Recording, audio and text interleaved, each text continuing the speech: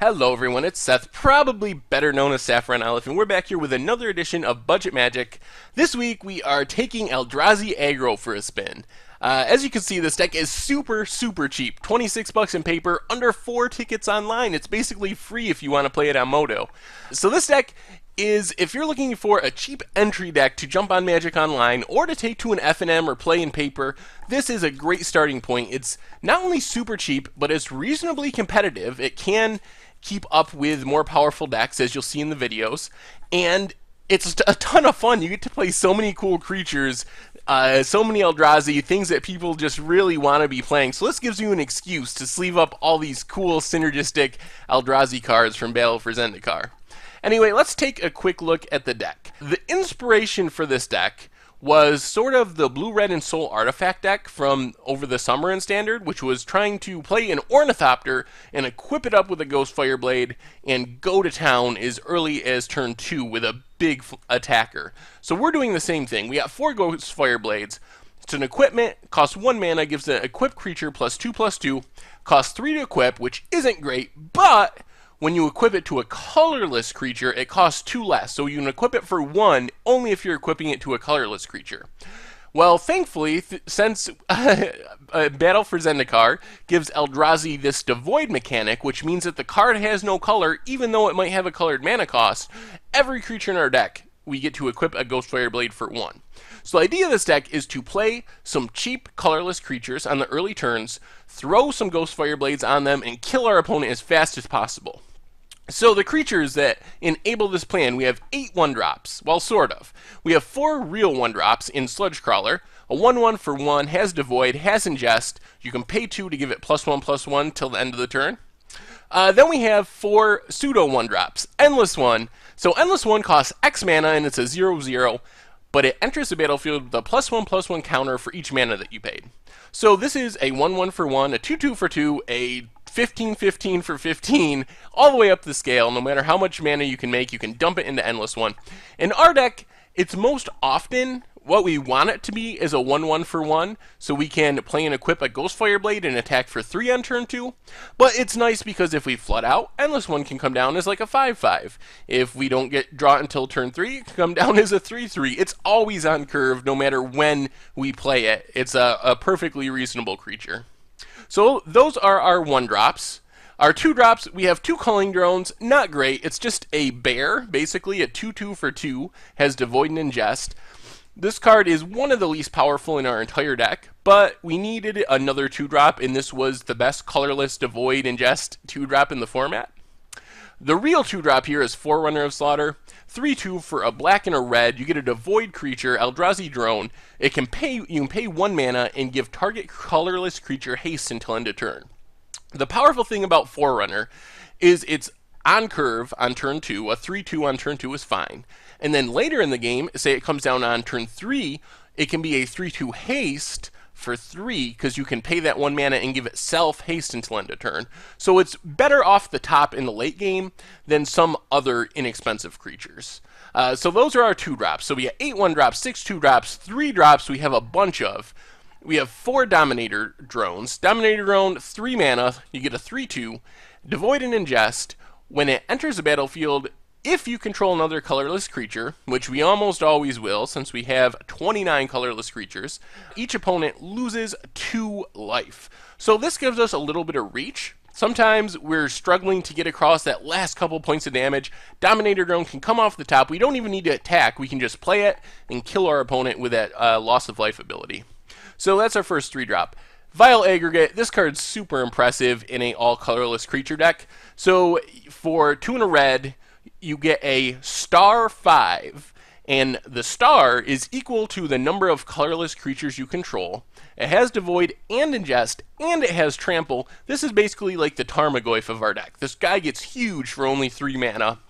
It's a 1/5 if it's on its own, which is still a reasonable blocker. It can block a Siege Rhino with no help. And then later in the game, when we have a bunch of these 1 and 2 and 3 drops on the battlefield, or when we hook it up with a Ghost Fireblade, sometimes this guy's a 5/9 for 3 mana that can just attack through anything and dominate the board. They get big enough that I've had them survive Dragonlord Atarkas in some situations. So this card is just super good in a deck that can support it.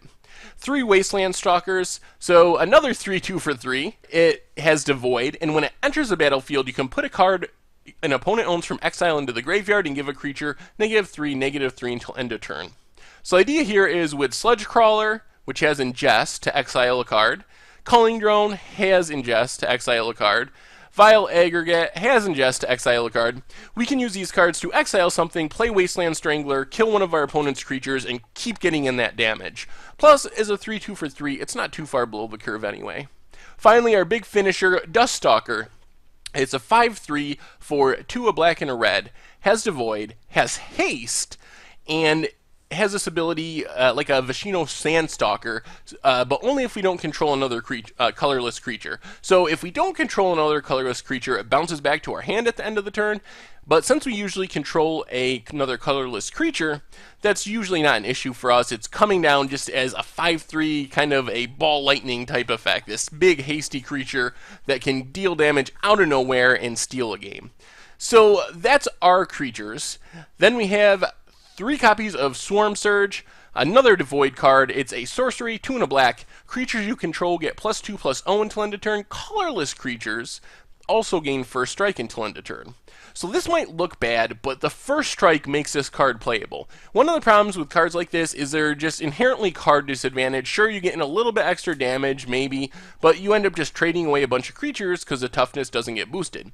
Well, the first strike ability works like a toughness boost. This allows our 3/2s, which we have plenty of, to attack through a Siege Rhino, and it doesn't even get chumped, it just straight up takes the Siege Rhino down because it's a 5-power first striker. So this card, the problem with it is it's very bad if you are behind. If you don't have much on board, Swarm Surge is the worst card to draw off the top. But it is a way, if you can flood the board and you're trying to fight through this big clogged up ground battle, it's a way to get through. Finally, 3 copies of Titan's Presence. Additional cost to cast it, you must reveal a colorless creature card, and you can exile a creature with power equal or less than the reveal card's power. So typically, this exiles a little creature. Duststalker can let us hit a 5-power creature, but most of the time it's exiling a 3 or 2-power creature. As far as the mana base, we got 4 Bloodfell Caves, 3 Nomads Outposts, basically just another black-red duel, 4 mountains, 7 swamps, and 3 Blighted Gorge, which we can sack this, pay 5 mana, sack it. It does 2 damage to a creature or player. This, like Dominator Drone, is another attempt to have a little bit of reach in the deck. Sideboard-wise, we have 4 Duress for the control matchups, 4 Molten Nurseries. Also thought this could be interesting in control matchups, although I never really ended up bringing them in. The 4 Swarm Surge, 3 Crumble to Dust to go after our opponent's lands.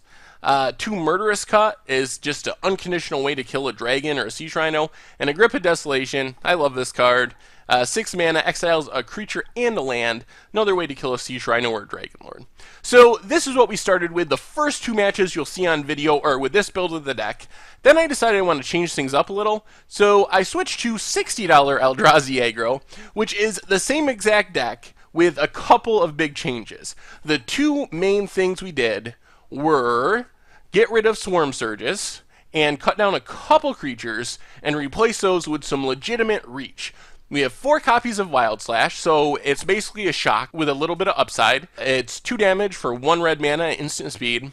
Then we got 4 copies of Exquisite Firecraft, 4 damage to a creature or player. If you have 2 or more spells in your graveyard, which we normally won't, it can't be countered. So this gives us, and we still have the Blighted Gorges, we still have the Dominator Drones. So one of the things I noticed is we were so close to killing some of these decks. As I was playing, we would get to the point where we're 1 turn away, our opponent would play like a Siege Rhino, we'd have him down to like 3 life, and we just couldn't punch through that final bit of damage. So getting rid of the Swarm Surges and replacing them with Red Reach was what I wanted to try to solve that problem.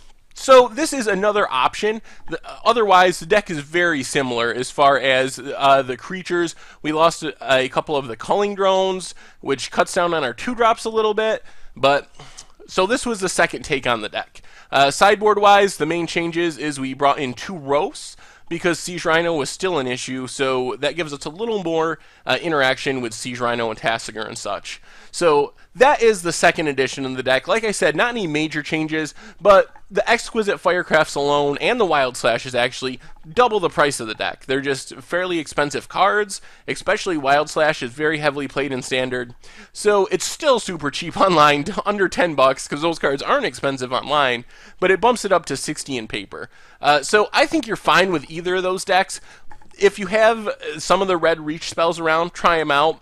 But honestly, as I played the deck, I think I had just as much or maybe even more success with the $26 version as I did with the $57 version. So anyway, that's Eldrazi Aggro. This isn't a tier 1 deck by any means, but it's competitive. For $4 or $26, depending on if you're playing online or on paper, this deck can really compete. And most of the games that we lost, as you'll see in the videos, we were so close. It felt like we were one turn or one play away from beating them, and we do take down some of the tier 1 decks. So I think this is definitely a competitive deck, even though it's not going to be tier 1, I don't think.